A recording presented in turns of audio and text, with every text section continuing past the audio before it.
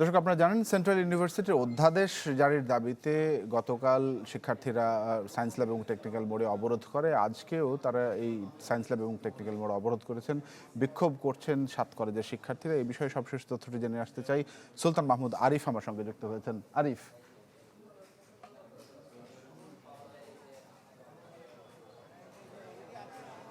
তানভীর, আজকে 12:30টার পরে মূলত ঢাকা কলেজ, ইডেন কলেজ এবং বদরুন্নেসা কলেজের যে শিক্ষার্থীরা তারাই মূলত সায়েন্স ল্যাব মোড়ে তারা একত্রিত হয়েছেন এবং একত্রিত হওয়ার পরে সায়েন্স ল্যাব থেকে যতগুলো সড়ক রয়েছে সবগুলো সড়কেই বলা যায় এখন যান চলাচল বন্ধ রয়েছে। যে সমস্ত যানবাহনগুলো ছিল এই পথ দিয়ে যারা যাতায়াত করছেন, যে সমস্ত যানবাহনগুলো যাচ্ছেন তাদের সে সমস্ত যানবাহনের যাত্রীরা পায়ে হেঁটেই বাধ্য হয়ে তারা তাদের গন্তব্যস্থানে যাচ্ছেন এবং এক ধরনের বলা যায় যে ভোগান্তির কথা তারা জানাচ্ছেন এবং জরুরি ভিত্তিতে যে সমস্ত যানবাহনগুলো রয়েছে সেই সমস্ত যানবাহন ছাড়া সবগুলো যানবাহন কিন্তু তারা বন্ধ করে দিয়েছে। মানুষজন পায়ে হেঁটে তারা তাদের গন্তব্যস্থানে যাচ্ছেন এবং অপরদিকে এই যে অবরোধ, এই অবরোধটি ঠিক কতক্ষণ তারা চালাবেন সেটি আমরা জানতে চেয়েছি। শিক্ষার্থীরা বলছেন যে তাদের যে অধ্যাদেশ, অর্থাৎ সেন্ট্রাল ইউনিভার্সিটি করার যে অধ্যাদেশ সেটি যতক্ষণ পর্যন্ত না জারি করা না হবে ততক্ষণ পর্যন্ত তারা তাদের এই আন্দোলনটি চালিয়ে যাবেন এবং এই আন্দোলনটি অধ্যাদেশ না জারি হওয়া পর্যন্ত তারা সড়কে অবস্থান করবেন। এবং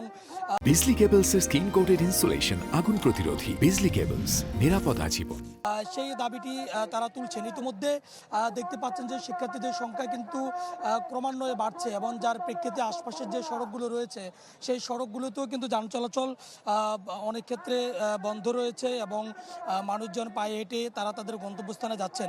তারা বলছেন যেহেতু 2017 সালে ঢাকা বিশ্ববিদ্যালয়ের অধিভুক্ত করা হয় 7 কলেজকে এবং এরপর 7 কলেজকে অধিভুক্ত করার পর থেকে তাদের যে পরীক্ষা এবং পরীক্ষার বিলম্ব হওয়া, পরীক্ষার রেজাল্টের বিলম্ব হওয়া, এই বিষয়গুলো নিয়ে তারা দাবি করেন যে ঢাকা বিশ্ববিদ্যালয়ের অধিভুক্ত তারা থাকবেন না। যার প্রেক্ষিতে গত বছর 2024 সালের জানুয়ারিতে 2025 সালের জানুয়ারিতে তাদেরকে ঢাকা বিশ্ববিদ্যালয় থেকে তাদেরকে আলাদা করে দেওয়া হয়। কিন্তু তাদেরকে আলাদা করে দেওয়ার পরও কোনো অধিভুক্তি না দেওয়ার কারণেই এক ধরনের বিপাকে পড়ে 7 কলেজ এবং এরপরই তাদেরকে নিয়ে সেন্ট্রাল ইউনিভার্সিটি করার ঘোষণা দেওয়া হয়। কিন্তু ঘোষণা দিলেও কোনো অধ্যাদেশ জারি না করাই শিক্ষার্থীরা বিপাকে পড়ে এবং এই জন্যই মূলত তারা বেশ কয়েকবার আন্দোলন করেছেন এবং সবশেষ গতকাল থেকে শুরু করে তাদের যে নতুন আন্দোলন, সেই নতুন আন্দোলনের প্রেক্ষিতে আজও তারা আন্দোলন করছে। আরিফ, ধন্যবাদ আপনাকে আপনাদের সঙ্গে যুক্ত হওয়ার জন্য।